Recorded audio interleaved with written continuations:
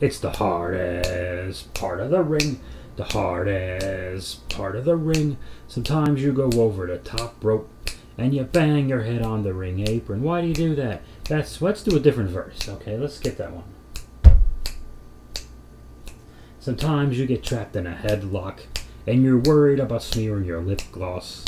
Shoot her off and take a shoulder block. Do the leapfrog, give her the hip toss. On the hardest part of the ring. Hey, the hardest part of the ring. Sometimes you reach out for that hot tag and you go ahead and make your own comeback. Knock it off. That's when you should quit wrestling and you're better off rolling in thumbtacks. AW, the hardest part of the ring. Hey, the hardest part of the ring. No double claps. Clap, clap. What's going on, Bob Squad? I was almost done with the first take and realized I hadn't been recording for 20-something minutes. You are hearing me attempt this show for the second time. God help us all. On the hardest part of the ring. The hardest part of the ring. Ba-da-ba-da. Whoa, yay, I already bushwhacked my way through this. Where is my sweat rag? Hang on. Oh, sweet mother of ass. Hi, Bob Squad. How the hell are ya? What do you say? What do you know? Saying stuff, doing things, saying things related to the stuff we're doing stuff in correlation with the things we are saying. It is what it is, and I am what I am, and what I am, and then they like it or not. Windows or draw, cross your eyes, and dot your T's. Anyway, you slice just being the best Bob I can be, if you know what I mean, and I think that you don't. Is that enough of that? Good God. Oh, yeah. Oh, what happened? Malfunctions. Technical problems. I didn't realize it. I just thought, man, I've been at 9 minutes for a long time. This is gonna be a quick one. Will it? I don't know. But is this week 4 or 5? Maybe week 5 at Triple H in charge? Well, I guess change is in the air. So we open the show with Hulk Hogan slamming Andre the Giant to John Cena's soothing voice. Then now forever. Then now forever is how long I can listen to John Cena's soothing voice. I hope they keep it up. And speaking of keeping it up, I heard John Cena's soothing voice. That was an erection joke. Let's move on and let's cool off and start again. And the best way to cool off, Bob Squad, how do we do it? How do I do it? You know how I do it, Daddy. With a Wild Cherry Pepsi, zero sugar. And what you can do, Bob Squad, you go to pepsicola.com/wildcherry/zero sugar. Enter the promo code Bob Squad. Nothing happens. It's a waste of time. People buy soda at the store. How long will this gag go on? Too long. Okie dokie. Dolph Ziggler and AJ Styles are a tag team for tonight. It is the team of dudes in their 40s who are really, really good at this. And man, and they wrestle Damian Priest and Finn Balor, but Rhea Ripley, who is at ringside, near the ring apron, is the hardest part of the ring. She is the real star of this match, even though she is not in this match. AJ Styles is so freaking amazing. And Dolph is great in this too. His timing and he's not even a tag team wrestler, and his tag team psychology is perfect. My God, there's nothing he's bad at. AJ was upside down, backwards, flying through the air at 45 years old, trying to do that thing where the heel, in this case Priest, ducks down for a theoretical backdrop, and you kind of turn around and kind of roll your back off of his back, except you're upside down. He stands, you land on your feet. It got kind of goofy, and AJ corrected it, still landed on his feet. Everything looked perfect. Man, he's good. This was so good.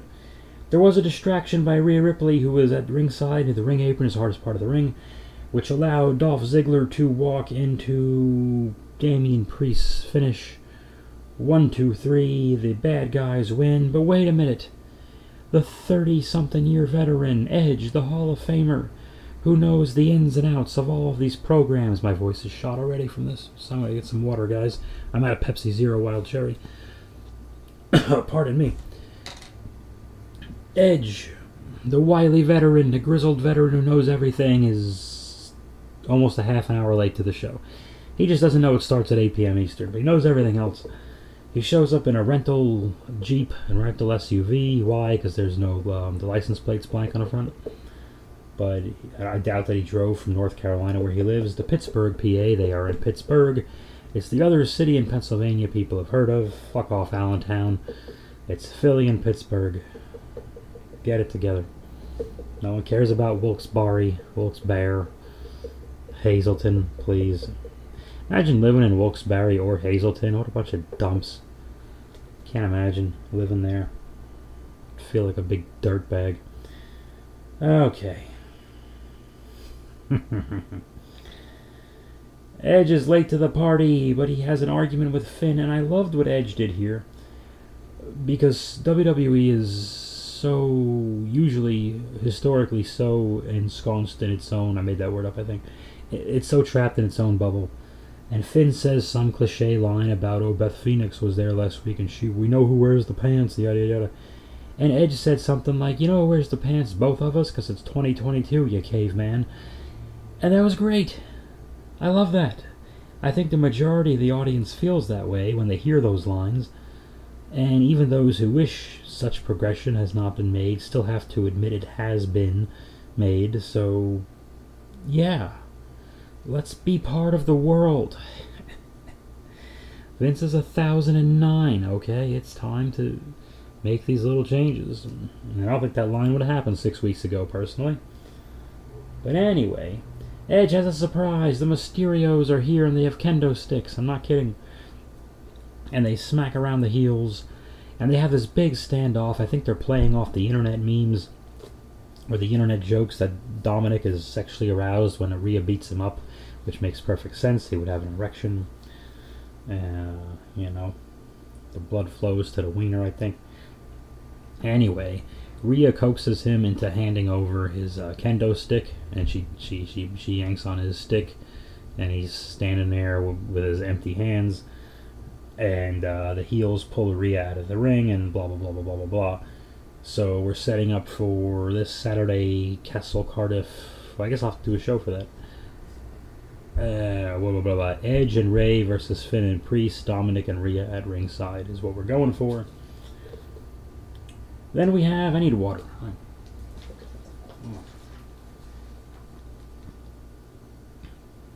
Then we have Asuka and Alexa Bliss, who would every week. I'm going to keep shitting on her. I don't know what's in her head. I can't read her mind. I'm not there. I'm just saying how it comes across on TV. That's what I'm saying. It comes across on TV that it looks like she would rather be anywhere else. And it looks more like that every week on TV. She doesn't. It seems like she put her heart and soul and 1,000% committed into all the spooky stuff for the last couple of years. And she's her again, and like she doesn't care. When those 10 therapy things went nowhere in January, February, I mean there were a lot of them, and they did go nowhere because then she didn't debut. They just showed them, and then it just took her a while, and then that was that. Didn't make a lot of sense. She carried the doll, but she admitted it wasn't the doll, it was just a doll to sell. And okay, anyway, Asuka commits to everything, and Bianca's there, and they beat up, I hate saying jobbers, but they beat up 3 local talent. I don't know if they were NXT trainees or whatever, but they beat up 3 unknown female wrestlers, unknown to this program, okay? If you know who they are and you want to leave a note in the comments, I don't give a fuck. I'm not even going to read it. Don't waste your time. I don't care. They were whoever they were. And the Stars beat them. One of them tapped out to one of Asuka's wacky holds, which is a surprise. I think Bianca did hit her finish on one, because the champ's got to hit her finish. 100%. Alexa DDT'd one. I mean, Alexa does the jump on you with the knees moonsault thingy. Then she'll do a DDT and a punch, and then she'll get the hell out of there. Which is fine. I'm not really complaining. I'm just saying. And Asuka does some kind of wacky hold that is not the Asuka lock chicken wing thing, which is always has actually been kind of like weak in recent years. She really just kind of grabs the arm and shin. I love Asuka, but yeah, that hold I was never really buying it. I buy the ankle lock more. So that's the next segment. Anyway, the 3 of them are there to beat someone and remind us they're having a 6-woman tag against Bayley and Team Kai and Sky this Saturday at the Big Show. Not with the Big Show. He won't be there. He works for a company that doesn't put him on TV for whatever reason. Kurt Angle is returning. Not returning. He's saying hello. Just like last week in Toronto, it was Trish. This week in Pittsburgh, it's Kurt Angle. Even though Corey Graves and Carmella live in Pittsburgh, but who cares? Where is Carmella? I don't know. Check the bar, Bob. Kurt Angle says really not much. He says hello. I am Kurt Angle. He probably didn't say that. The Alphas interrupt him, and the Profits back him up. This took a long time. There was a lot of goofiness. Chad Gable did the shushing, and he did a shush off with Angle, which I think was meant to imitate the woo off Angle did with Flair 20 years ago. Ugh. There's another talking segment. There's a couple of talking segments coming up later, but another one later on with Owens and Sammy and the Usos that took a long time, but it was mostly very good. This took a long time to get to a match with a predictable finish. I'm getting ahead of myself.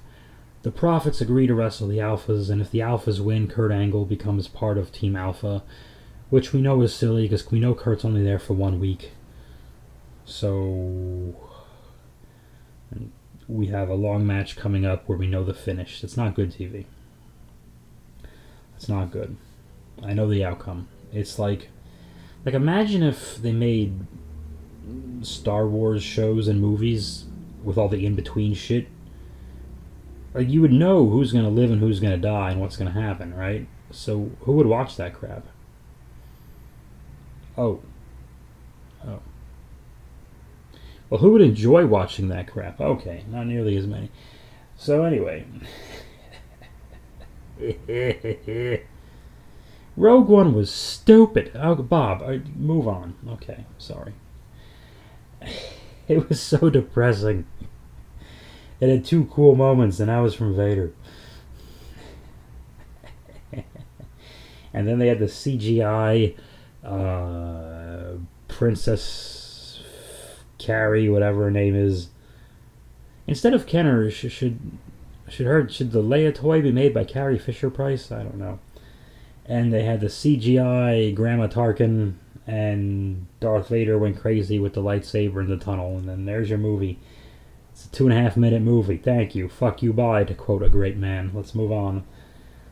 They have the tag match with the Profits and the Alphas. It's a very fine match. There's nothing wrong with it.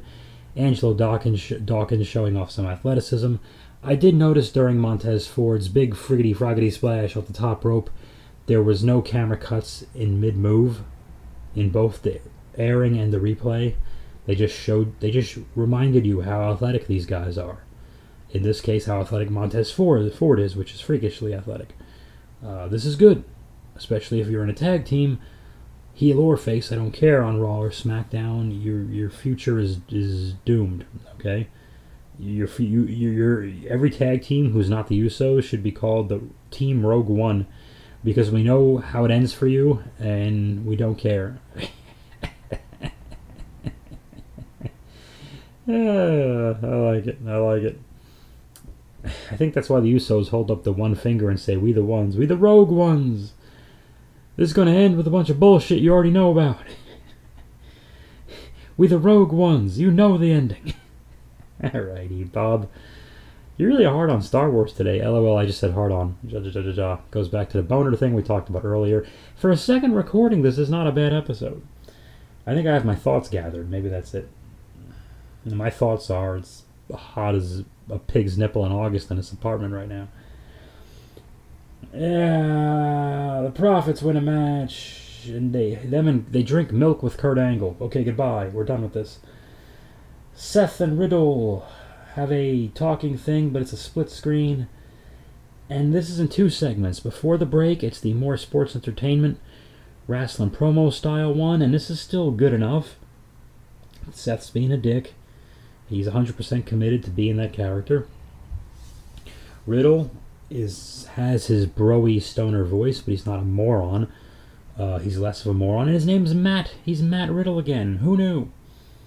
I didn't really notice until the internet told me, but yeah.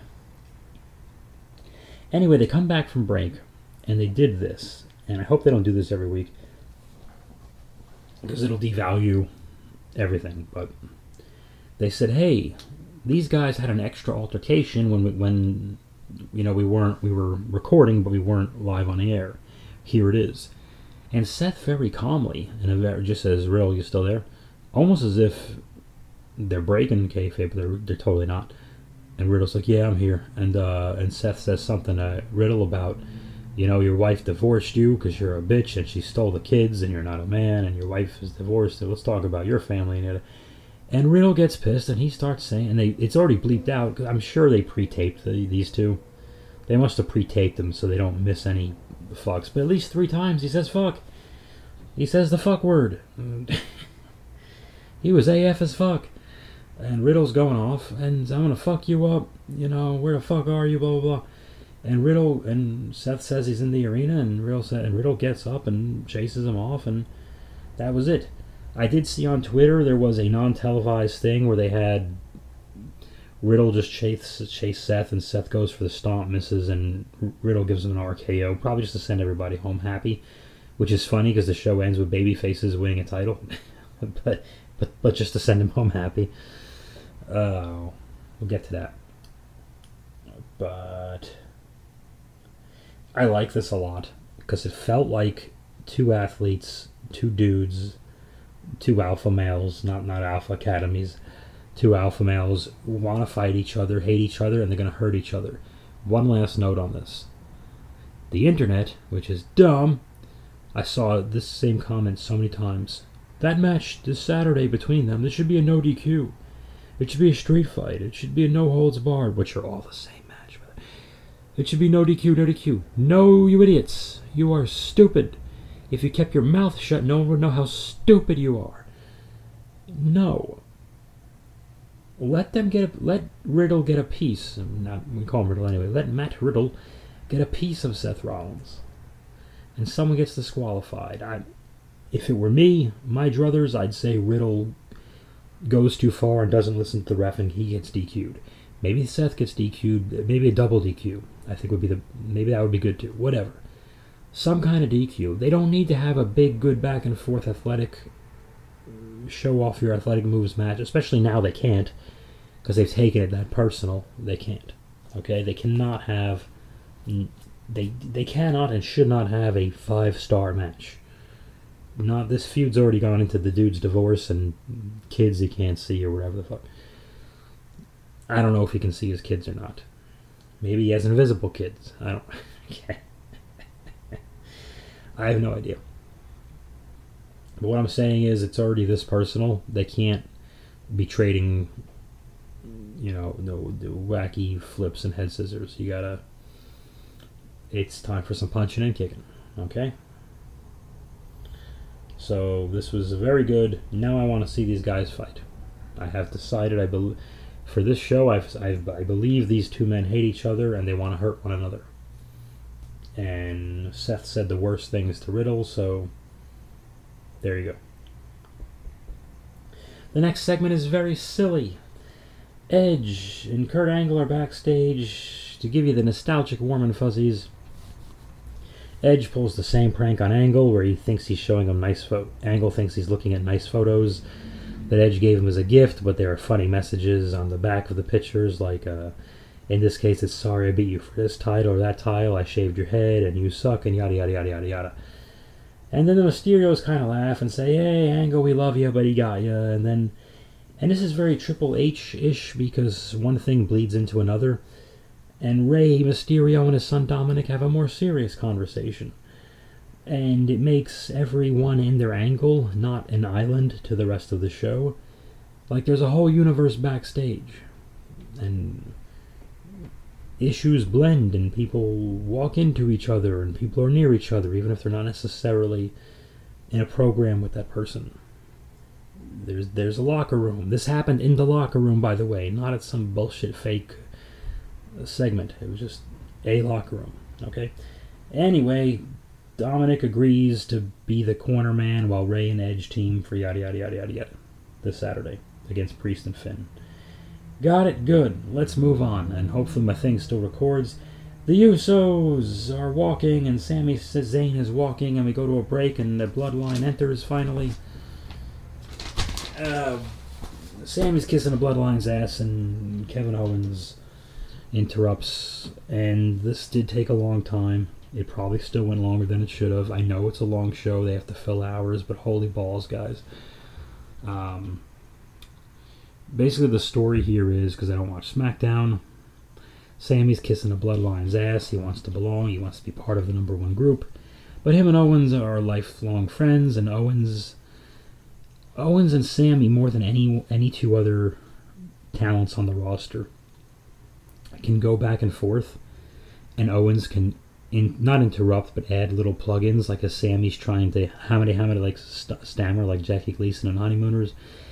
Like Sammy's trying to do his bullshit yarn spinning to explain what's happening, Owens is going, okay, I'm listening, go ahead. Is that so? And it sounds natural because they've been friends for 20-something years, and they're just going. And Jey Uso is the Uso that hates Sammy more, and Kevin Owens is arguing, jaw-jacking with Uso. Sammy's trying to keep the peace, and the Usos aren't having that. And at one point, Owens gives Sammy a mini pep talk, like, hey, you're one of the greatest performers of all time. You should look in the mirror and really think about what you're doing to yourself by being the lackey for these guys. And they showed Sammy having that real moment, but then they moved on, which was good, but it was still crazy long just to set up Jey Uso versus Kevin Owens. And they come back and they have this match, and there's nothing wrong with the match. It was fine. Usos and singles are not, it's not what they do. But I love this finish. I love this finish. Because everyone involved in this finish told you where each character is mentally with this finish. Here's what I mean. Owens is winning as he should. He's a singles wrestler, and he stepped up his game, and he's fighting one half of the two Roman lackeys, even if they are the tag champs. And when it looks like Owens is really in control, there's a little bit of a distraction because there's still two guys at ringside. And the Usos tell Sammy to get a chair. And Sammy is obviously stalling because he doesn't want to hit his friend with the chair, so he just kind of, hems and haws. Wait, what chair? Wait, I'm not sure. Wait, where do I do? Where do I go? And they're like, a chair, get a chair. You've only been a pro wrestler for 20-something years. They're everywhere. We use them all the time. And then Jimmy Uso is on a ring apron, it's the hardest part of the ring. He's distracting the referee. Owens is being choked on a second rope. He's draped over the second rope. They can't say choked. And it's Sammy's turn with the referee distracted to waffle Kevin Owens with the chair. And he doesn't. He can't do it. And then the referee catches him, and Sammy's almost relieved. He is relieved the referee catches him because now the decision isn't his. And the Usos are mad at Sammy. But anyway, Jey walks into a stunner. 1, 2, 3, Owens wins.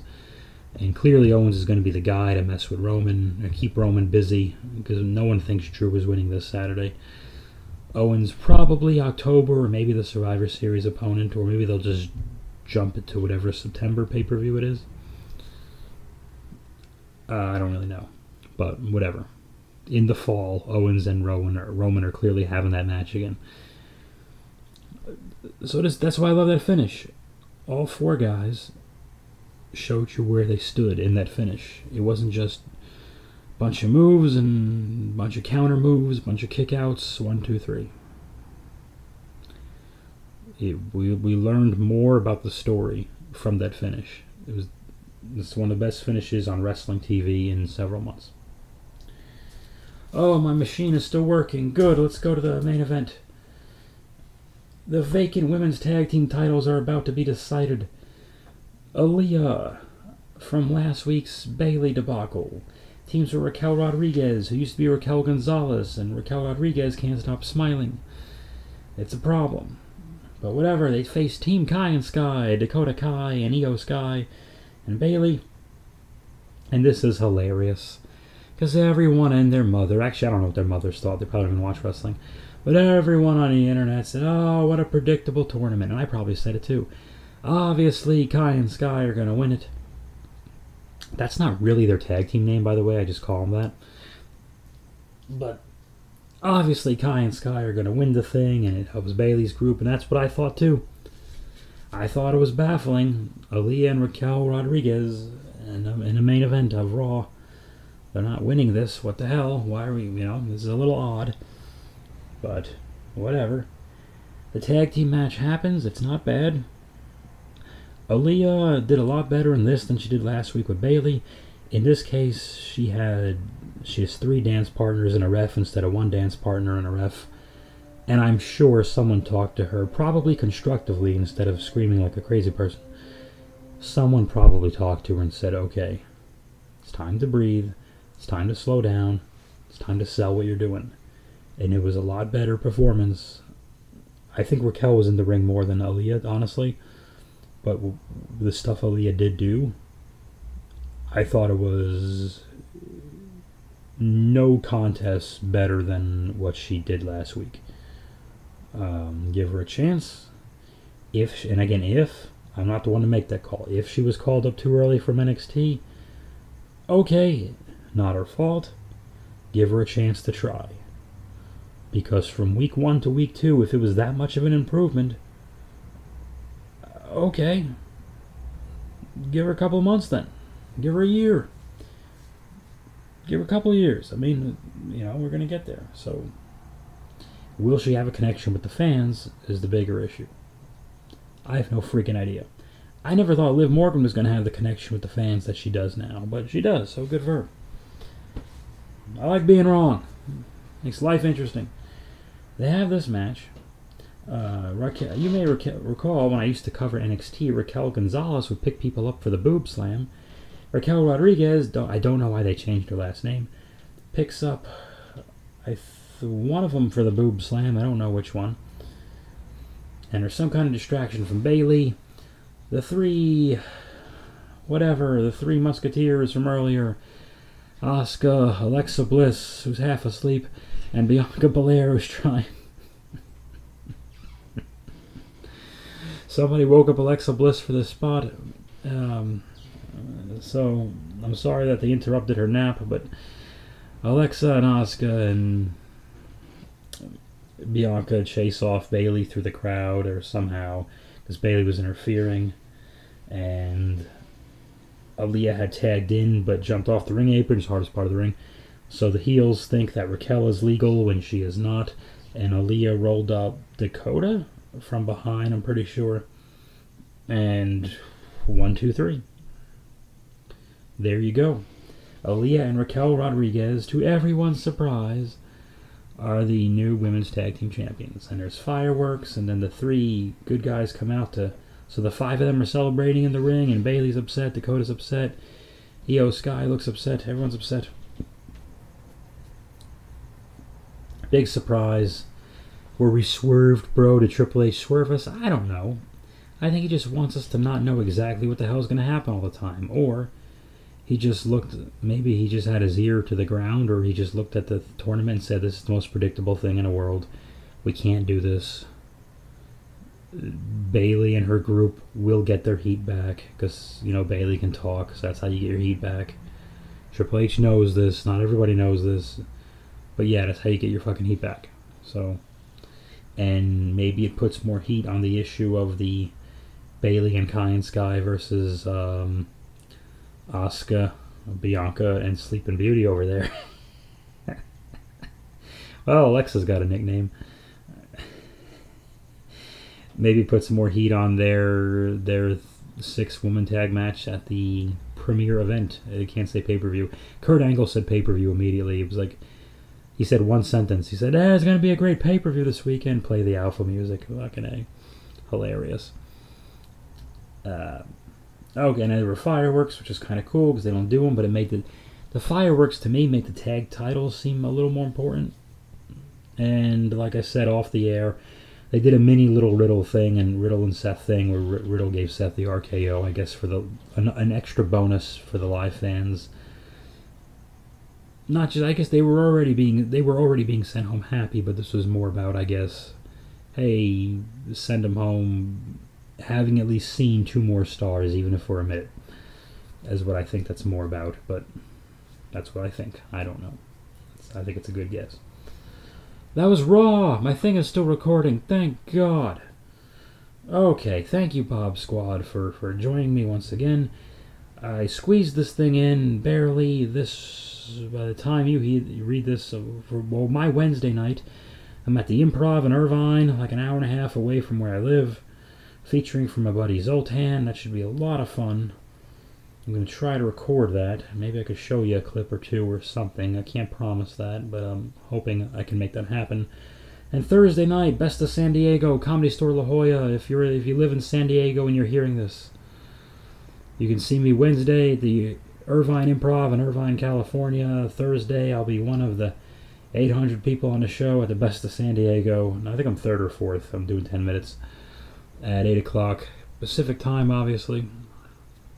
La Jolla Comedy Store. So come see Bob. This Friday and Saturday, I have nothing going on. I'm going to play with my action figures. That's what I'm going to do. I'm a weird guy. I'm busier on the weekdays and the weekends. Don't ask me why, and I'm not going to investigate why right now. Thanks again, Bob Squad, for joining me. I'm glad that Kevin Owens and Jey Uso, because at one point Kevin Owens did try to powerbomb Jey Uso, but he was not successful. He was distracted. But he wanted to powerbomb Jey Uso on the hardest part of the ring. The hardest part of the ring. Ba-da-ba-da.